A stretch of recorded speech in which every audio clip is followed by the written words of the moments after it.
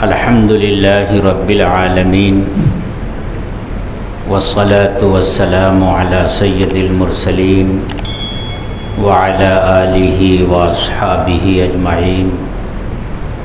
اما بعد۔ محترم بزرگوں اور دوستوں، یہ ہم سب کے لیے بڑی سعادت کی بات ہے کہ اللہ تعالیٰ نے ہم سب کو اللہ والوں کی اس جماعت کے ساتھ جڑنے کی توفیق عطا فرمائی، اور اللہ کی ذات سے یہ امید رکھتے ہیں کہ اللہ نے جس طرح اللہ والوں کی اس جماعت سے اس دنیا میں جوڑا ہے، کل قیامت کے دن اللہ تعالی ہمارے انہی بزرگوں کے ساتھ ہمارا حشر بھی فرمائیں گے، کیونکہ اللہ کے رسول صلی اللہ علیہ وسلم کا ارشاد ہے، المرء مع من احب، آدمی اسی کے ساتھ ہوگا، اسی کے ساتھ حشر ہوگا جس کے ساتھ اس نے دنیا میں محبت کی ہوگی۔ جمعیت علماء کے اکابر کے ساتھ ہمارا تعلق ہے عقیدت کا، محبت کا، احترام کا۔ اس بنیاد پر ہم اللہ کی ذات سے یہ امید رکھتے ہیں کہ دنیا میں ہمارا ان کے ساتھ جو رشتہ ہے، یہ رشتہ آخرت میں بھی ہمارے کام آئے گا انشاءاللہ۔ آج کی یہ مجلس انتخابی مجلس ہے اور دستور کے ایک تقاضے کو پورا کیا گیا ہے۔ ہم میں سے ہی کچھ ساتھیوں کو کچھ ذمہ داریاں دی گئی ہیں۔ یہ ذمہ داریاں کسی کی فوقیت اور کسی کی برتری ثابت کرنے کے لیے نہیں ہوتی، بلکہ ایک نظام کو چلانے کے لیے، اس کو مربوط رکھنے کے لیے ضروری ہوتا ہے کہ کچھ لوگوں کو کچھ کام دیے جائیں۔ یہ کام جو اس مجلس میں ہم میں سے کچھ لوگوں کو دیے گئے ہیں، وہ اسی نوعیت کے ہیں۔ جمعیت علماء کے ذمہ دار ہم سب ہیں، فرق صرف اتنا ہوتا ہے کہ جن کو کوئی عہدہ دیا جاتا ہے ان کی ذمہ داری اور ان کی مسئولیت کچھ بڑھ جاتی ہے، بس اس کے علاوہ عہدے کی کوئی اور حیثیت نہیں ہے۔ یہ ایک بات تو آج کے اس انتخاب کے تعلق سے تھی۔ دوسری بات جو مجھے آج کے موجودہ حالات کو سامنے رکھتے ہوئے اپنے دوستوں سے کہنی ہے، وہ یہ ہے کہ جمعیت علماء کی جو 100 سالہ تاریخ ہے، اس میں سے ابتدائی 26-27 سال جو اس کے ہیں، یعنی آزادی سے پہلے کی جو تاریخ ہے اور جمعیت علماء کی جو خدمات ہیں، تو اس وقت جمعیت علماء دینی مذہبی جماعت ہونے کے ساتھ ساتھ سیاسی جماعت بھی تھی، انتخاب میں حصہ بھی لیا کرتی تھی، انتخاب لڑا بھی کرتی تھی اور لڑایا بھی کرتی تھی۔ اس وقت کے حالات ایسے تھے، ملک تقسیم نہیں ہوا تھا، لیکن جمعیت علماء کی سخت مخالفت کے باوجود جب ملک تقسیم ہو گیا اور مسلمانوں کی ایک بڑی آبادی پاکستان میں کی طرف منتقل ہو گئی، تو اس ملک میں جو مسلمان بچا اب اس کی وہ حیثیت باقی نہیں رہ گئی جو آزادی سے پہلے تھی، ملک کی تقسیم سے پہلے تھی۔ اب وہ حیثیت باقی نہیں رہ گئی، اب وہ مکمل طور سے دفاعی پوزیشن میں آ گیا۔ ایک تو اس کے سر پر یہ الزام ڈال دیا گیا کہ اس نے ملک کو بٹوایا، ملک کی تقسیم کروائی، اور پھر تعداد کے اعتبار سے بھی ایک بہت بڑی تعداد مشرقی پاکستان اور مغربی پاکستان کی طرف منتقل ہو گئی۔ پہلے بھی مسلمانوں کا فیصد کم تھا اور اب تو اور کم ہو گیا۔ پہلے بھی نفرت کا پرچار یہاں ہو رہا تھا، فرقہ پرست طاقتیں اپنا کام کر رہی تھیں، لیکن جس طرح ملک کی آزادی کی تحریک چلی،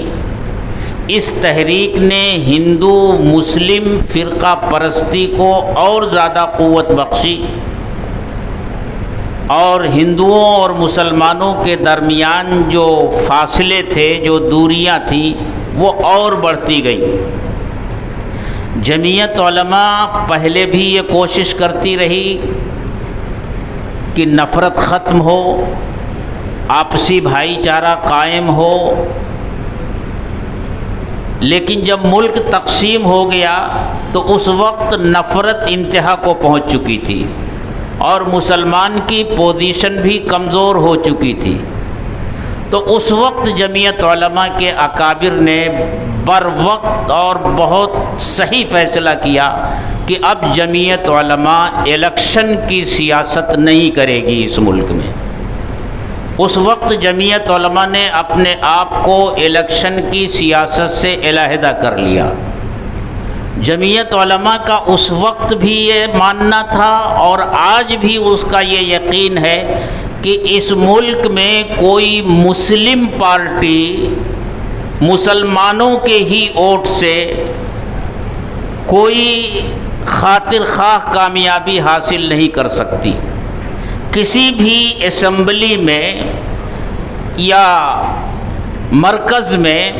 وہ کوئی ایسی پوزیشن نہیں اختیار کر سکتی کہ جو وہاں اثر انداز ہو سکے۔ ایک دو سیٹیں حاصل کر لینا الگ چیز ہے، لیکن اثر انداز ہونے کی حیثیت میں کبھی وہ نہیں آ سکے گی۔ لیکن اگر مسلم ووٹ کی سیاست اس ملک میں کی گئی تو فرقہ پرستوں کو طاقت ملے گی، اور اپنی فرقہ پرستی کی بنیاد پر اور اس طاقت کی بنیاد پر وہ اس ملک میں نفرت کی فضا قائم کریں گے، اقتدار پر قابض ہوں گے اور جو چاہیں گے کریں گے۔ جمعیت علماء پر بہت سے حلقوں کی طرف سے یہ اعتراضات ہوتے رہے کہ آخر جمعیت علماء سیاست میں کیوں حصہ نہیں لیتی، الیکشن میں کیوں کھڑی نہیں ہوتی، تو اس کی بنیادی وجہ یہی تھی، اور آج وہ چیز ہم نے اپنی آنکھوں سے دیکھ لی ہے۔ ہمارا مشاہدہ ہے کہ جو مسلم سیاسی پارٹیاں صرف مسلمانوں کے ووٹ سے کامیاب ہونے کی کوشش کرتی ہیں، وہ خود تو کامیاب نہیں ہوتی، لیکن فرقہ پرستوں کی کامیابی کے راستے ضرور ہموار کر دیتی ہیں اور ان کو اکٹھا کر دیتی ہیں، ان میں اتفاق پیدا کر دیتی ہیں۔ اس لیے جمعیت علماء نے اس وقت جو پالیسی اختیار کی تھی، ایسا محسوس ہوتا ہے کہ اللہ تعالیٰ نے ہمارے بزرگوں کو دینی بصیرت اور دینی علوم کے ساتھ ساتھ بہت اعلیٰ درجے کی سیاسی فہم و بصیرت بھی عطا کی تھی، جو انہوں نے ملک کے حالات کو سامنے رکھ کر کے یہ طریقہ اختیار کیا تھا۔ اس لیے میرے دوستو، جمعیت علماء نے اپنے آپ کو ہر طرح کی الیکشن کی سیاست سے الگ کیا ہے۔ ایک بات میں اور کہنا چاہتا ہوں، یہ ملک جمہوری ملک ہے اور کسی بھی جمہوری ملک میں اپنے حق کے لیے احتجاج کرنا، مظاہرے کرنا، اس کی مانگ کرنا، بھوک ہڑتال کرنا، یہ جمہوریت میں جائز ہوتا ہے اور ہر سیاسی پارٹی ایسا کرتی آئی ہے۔ لیکن جمعیت علماء نے اس مسئلے میں بھی اپنے آپ کو سیاسی پارٹیوں سے بالکل الگ رکھا ہے۔ وہ مسلمانوں کے حقوق کو حاصل کرنے کی کوشش ضرور کرتی ہے، انتھک کوشش کرتی ہے، لیکن اس کے لیے وہ احتجاجی مظاہرے نہیں کرتی، وہ سڑکوں پر ریلیاں نہیں نکالتی، وہ بھوک ہڑتال نہیں کرتی۔ یہ سیاسی پارٹیوں کا طریقہ ہے۔ جمعیت علماء نے شروع سے اب تک اس کے لیے اپنا الگ لائحہ عمل تیار کر رکھا ہے۔ یہ باتیں میں اس لیے کہہ رہا ہوں کہ ہمارے بعض احباب جو جمعیت سے تعلق رکھتے ہیں، وابستہ ہیں، جب اس طرح کا کوئی احتجاج ہوتا ہے، کوئی مظاہرہ ہوتا ہے، کوئی جلوس ہوتا ہے، تو ان کی طرف سے یہ بات آتی ہے کہ جمعیت علماء اس جلوس میں شامل ہو رہی ہے یا نہیں، اس مظاہرے میں شامل ہو رہی ہے یا نہیں، اس بھوک ہڑتال میں شامل ہو رہی ہے یا نہیں۔ یہ باتیں میں اس لیے عرض کر رہا ہوں کہ ہم سب کے ذہن میں یہ بات ہونی چاہیے کہ جمعیت علماء بھوک ہڑتال نہیں کرتی، یہ احتجاجی ریلیاں نہیں نکالتی، یہ بند کا آہوان اور اس کا مطالبہ نہیں کرتی، بازاروں کو بند نہیں کرواتی، اس لیے کہ جمعیت علماء جانتی ہے کہ اس کے کیا مفاسد ہیں اور اس کے کیا نقصانات امت کو ماضی میں جھیلنے پڑے ہیں اور کیا کیا جھیلنے پڑ سکتے ہیں۔ ابھی حال ہی میں ایک تنظیم کی طرف سے مہاراشٹر بند کا اعلان کیا گیا اور مسلمانوں سے اپیل کی گئی کہ وہ اپنے کاروبار بند رکھیں۔ ہماری بعض یونٹوں کی طرف سے مجھ کو فون آیا، میں نے ان کے سامنے یہ بات رکھی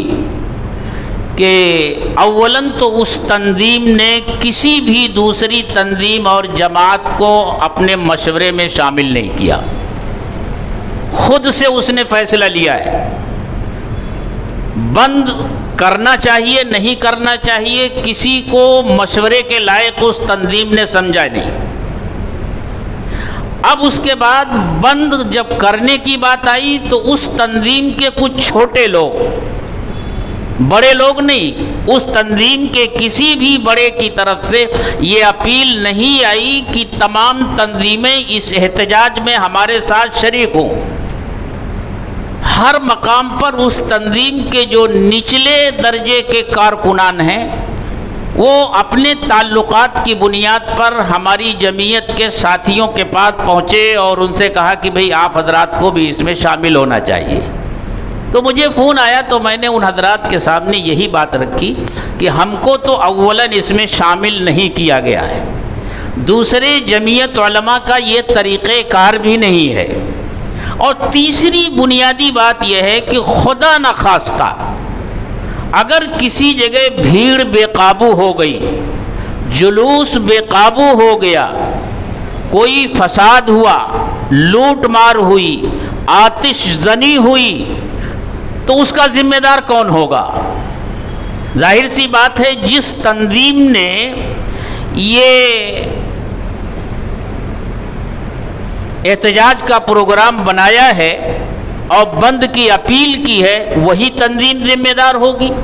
اور اس کے ساتھ ساتھ وہ تنظیم بھی ذمہ دار ہوگی جس نے اس کی تائید کی ہے، وہ بھی اس کے ساتھ شریک ہوگی، حالانکہ اس تنظیم کا کوئی لینا دینا نہیں تھا۔ اور واقعہ وہی ہوا، نادیڑ میں جو ہوا، امراوتی میں جو ہوا، مالیگاؤں میں جو کچھ ہوا۔ اس لیے جمعیت علماء اس طرح کے احتجاج میں شریک نہیں ہوتی۔ جمعیت علماء کا کام کرنے کا اپنا طریقہ ہے، اس لیے میں اپنے تمام دوستوں سے یہ درخواست کرتا ہوں کہ جمعیت علماء نے اپنے جو اغراض و مقاصد متعین کیے ہیں، ان اغراض و مقاصد کے حصول کے راستے بھی جمعیت علماء کے دستور میں طے شدہ ہیں۔ اس لیے ہم اسی طے شدہ راستے کو اختیار کر کے ہی اپنے حقوق حاصل کرنے کی کوشش کریں، جمہوری طریقے سے، امن و امان باقی رہے۔ فرقہ پرستوں کو جو امن و امان کے دشمن ہیں، کسی بھی بہانے سے ملک کے امن و امان کو خطرے میں ڈالنے کا موقع ہم فراہم نہ کریں۔ آج کے جو حالات ملک میں ہیں، مختلف ریاستوں میں الیکشن ہونے والے ہیں، فرقہ پرست تو یہ چاہتے ہیں کہ ہندو مسلم فساد کی آگ پورے ملک میں بھڑک جائے، اور اس کے پیچھے وہ اپنی تمام ناکامیوں کو چھپا لیں اور صرف ہندو مسلم کی بنیاد پر وہ الیکشن لڑ کے پھر کامیابی حاصل کر لیں۔ ان کی کوشش مسلسل چل رہی ہے۔ ہمیں یہ کوشش کرنی چاہیے کہ ہمیں اس طرح کی صورتحال سے ملک کو بچانا چاہیے، قوم کو بچانا چاہیے اور ملت کو بچانا چاہیے، اور جمعیت علماء نے ہمارے لیے جو راستے متعین کیے ہیں انہی راستوں پر چل کر اپنا حق حاصل کرنے کی کوشش کرنی چاہیے۔ اللہ تعالی ہم سب کو اس کی سمجھ عطا فرمائے۔